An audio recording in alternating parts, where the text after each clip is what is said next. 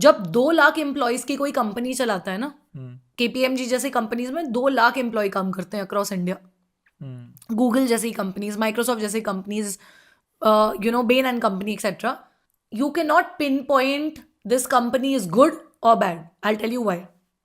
And I started guiding people. जैसे मैं officially team leader तो नहीं था, but from the day, and I always had this mindset in my this thing कि चलो ये तो मुझे अगर इन्होंने प्रोग्राम करने दिया या I was in a market research firm, so Ugam is now Merkle is a market research Merkle is a market research firm. Yeah. So just to give a context, you have to work with a lot of Excel datas and then program reports भी तो आप कितने बनाते हो. हाँ, तो web based मेरा काम था Python के ऊपर प्रोग्रामिंग करना, फॉर्म्स बनाना, कलेक्ट करना उस डेटा को, and the data processing team was separate. I did not used to process data, but you need to have that skills कि ये डेटा उसके पास जाएगा तो कैसे काम करेगा. So this one skill of just being a better communicator and then started guiding people कि हाँ ये प्रोसेस की अवेयरनेस है. So I think ये जो सॉफ्ट स्किल्स होते हैं ना धैर्य, जो मैंने जितना रियलाइज किया, टेक्निकली आप कितना ही लोगों को ट्रेन कर लो और वो हर बंदा ट्रेन हो जाता है in an environment. You will get automations done, you will get whole technical team set up, but ये जो सॉफ्ट स्किल वाला पार्ट है ना, that you have to develop by yourself and it's an integral core. So coming back to KPMG, बहुत लोगों के लिए dream company भी है, बहुत लोगों के लिए ट्रैप कंपनी भी है. In terms of let's not just point out KPMG, I'm talking about any MNC. Yeah. ठीक है, all MNCs. हाँ. Any MNC you pick, any big company. I wanted to come on this point later, but since we are at कि हम दोनों अपने अपने job life को discuss कर रहे हैं यहाँ पे, so let's discuss a little bit about the work life balance here. कि I think that is one of the parameter जो सबसे पहला रीजन लोगों के दिमाग में आता है कि मेरा कोई वर्क लाइफ बैलेंस नहीं है. हालांकि वो जानते नहीं कि वर्क लाइफ बैलेंस है क्या, होता क्या है, वो तो पहले डिफाइन कर लो अपने लिए. हाँ, so what would you define that? यार see, I think this is one concept that I always keep thinking about. Even I don't think I have decoded it completely, but see again, honestly speaking, when I started, उस time पे क्या था, जिस तरीके का work life balance मुझे तब चाहिए था कि मुझे जो कुछ चीज़ें आउटसाइड ऑफ वर्क करनी है एंड मेरे लिए थोड़ा बहुत पर्सनल टाइम मिल जाए जॉब से तो ग्रेट, एंड मुझे वीकेंड्स पे काम ना करना पड़े. दैट वॉज नेवर ब्रीच्ड, और if it was breached it would happen like once in 6 months, which I think you should let go of. If your employer needs you on one Saturday or one Sunday in 6 months, I don't think it's a big deal. Not a big deal, you can do that. Correct. तो honestly, again, I was lucky. मैं एक बात समझाती हूँ. जब 2 lakh employees की कोई company चलाता है ना, केपीएमजी जैसी कंपनीज में 2 लाख एम्प्लॉय काम करते हैं अक्रॉस इंडिया. गूगल जैसी कंपनीज, माइक्रोसॉफ्ट जैसी companies, Ben and company, etcetera. You can not pin point this company is good or bad. I'll tell you why. किसी भी इंडिविजुअल का experience is dependent on the team in which they are working. In the same company, there can be 100 good teams and 100 bad teams. Now, depends on what is your luck. So, the point I'm trying to make is you, let's say for example, आपने KPMG join किया same साल में, same college से, पर आपका department management consulting नहीं था, audit था. ऑडिट में भी आपको ऑडिट में स्पेसिफिक लेट्स से क्लाइंट्स दिए गए फिनटेक, और उसमें जो एक मैनेजर था सबसे खूसट वाला, वही मिला, जिसके अंडर कोई रहता ही नहीं है और सब छोड़ के जाते हैं. Obviously you are not gonna have a good time at the company. Now let's come to me. It's pure luck. This is pure luck. मैं भी सेम कैंपस से उठाई गई हूँ, सेम साल, same company, but I get a good department, good manager, great team members. My experience is gonna be wonderful. So my point is, never go by just overall one person's, or even I feel multiple people's experience, because ultimately your luck will determine. So same company mein 2 people can have very different experiences because they have been in different teams and their bosses were different. Agreed. Your manager or your boss or your team members define your employee experience actually. So employer को ये blame game करना I think doesn't make any sense. KPMG पूरा बुरा नहीं हो सकता. Multiple people are very happy with their career. कोई 25 साल एक कंपनी में क्यों रहेगा फिर? कितने लोग उठा लोगे आप जो 10 साल 15 साल काम करते, 25 साल काम करते, पार्टनर बन गए, and I never had any problem, but I still quit. So the point I am trying to make is experience of staying in a company only depends on your team members and your bosses, and that is dependent on luck. There's no other factor. It's very interesting to know that 2 of the top performers quit. Not the ones who were like crying कि हमें आज़ादी चाहिए यहाँ से. I never cribbed about company. Like in fact, I have never said anything bad about my firm ever. Yeah, even I have never. Never. I have never badmouthed KPMG anywhere because यार when you have had a good experience बिना वजह मैं क्यों करूँगी ये सब? नहीं, even in fact कुछ बुरा है ही नहीं बोलने के लिए. Correct. मतलब मैंने कभी अपने कॉर्पोरेट एक्सपीरियंस को भी वैसे लिया नहीं है. एंड इसलिए the people who see I having said that, अगर कोई और आके मुझे केपीएमजी के भी बारे में बोलेगा यार, और बोला है कि यार इतनी भसड़ है, इतना काम कराते हैं गधों की तरह, बिल्कुल रिस्पेक्ट नहीं है, I heard all of that.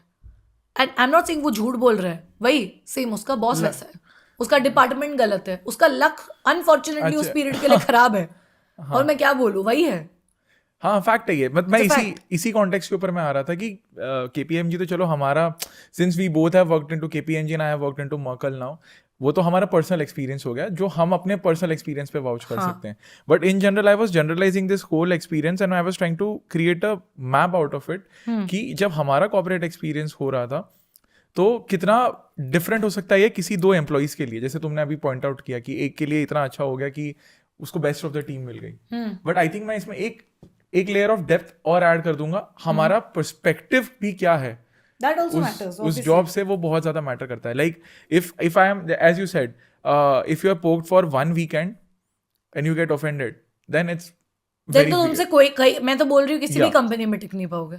Correct. क्योंकि आज तुम्हें लग रहा है यार ये मेरे को सैटरडे को काम करने को बोल रहे हैं, कल तुम दूसरी कंपनी में भी जाओगे, वही एक बार होगा और तुम उतने में ही अगर you're gonna get exhausted, you're not okay with it, sorry, you can't survive in you can't do a job then. हाँ, मतलब मुझे इसी चीज पे एम्फसाइज करना था कि ये बंदे के पर्सपेक्टिव पे भी बहुत ज्यादा उतना ही वेटेज है. Attitude and willingness. Exactly. And motivation. हाँ, because you can only be coached when coachable. हाँ, तो if you are not coachable then it's difficult. It's very difficult. Very difficult. You can't sustain. हाँ, and फिर company को भी ऐसा लगता है कि फिर रिसोर्स को ट्रेन करके क्या मतलब है, like you know it's gonna leave anyways. Correct. So if I ask you this very interesting take, what would be your 3 green or red flags for a firm? Like when somebody joins it, that would be a very interesting key. Very interesting question. 3 green flags I'll say first. First, they make everything clear on the offer letter, which means जब आपको offer letter दिया जाता है, hire किए जाते हो at any role, any stage, आपका exact salary breakdown, right? CTC का exact breakdown, एक एक component कहाँ जा रहा है, in hand कितना आने वाला है, फ्यूचर में ये लोग आपके ऊपर in terms of your learning, your personal goals कैसे इन्वेस्ट करने वाले. Basically the offer letter should be clear, crystal clear. I shouldn't have any discrepancies कि गड़बड़ है या something underline. A very well communicated offer letter from a company is a green flag according to me, because आधी कंपनियां उधर ही झोल करती हैं. आप एक बड़ा ब्रेकडाउन दिखा देते हो and you get to know, उसमें से आधी specially startups and bigger companies are going for listings and stuff, half of them are shares that you will acquire across the next 4 years. Correct. And you cannot call that my package. And a lot of these small nuances, right? आपने house rent allowance, अपना HRA जो claim कर सकते हो वो भी from salary का ही amount होता है, पर दिखा देते हैं it's over and above. ऐसी बहुत चीजें होती हैं. That, so if somebody is giving you a proper crystal clear offer letter, that's a big green flag. Second thing, when employees in a company, most of the employees अगर आप देख रहे हो, चलो 50% भी, 50 छोड़ो, 40% एम्प्लॉयज भी अगर आपको बहुत सारे देख रहे हो जो एटलीस्ट 3.5 years एंड अबव उस कंपनी में टिक चुके हैं या रह चुके हैं आज के जमाने में. पहले मैं बोलती एटलीस्ट 5-6 years, बट 3+ years से भी अगर बहुत majority people are working, which that indicates they have a good work culture, they comply to the needs of their employees, they listen to them, they are good listeners, and for sure most of the leaders are good, so you can opt for that company. That's a good green flag. And the third green flag would be for a company that you should join. I think a company that is also, let's say, really working on, how do I say, trying to build up entrepreneurs within the company. How do I say that? So, and why? Because it's leaders, basically leaders. So leaders. You work on not just leaders, like can you build like a mini startup within your enterprise or within your MNC ecosystem, basically. Build an ecosystem, a smaller ecosystem, and are you encouraging of the fact that someone entrepreneurial can come into this system and build something for you? Correct. Those kind of companies, right? That's a good green flag. Red flags, I mean toxic culture, obviously, wherein your personal requirements or mental health or just basic things are not taken care of and you are treated as just a cog in the wheel or a resource, right?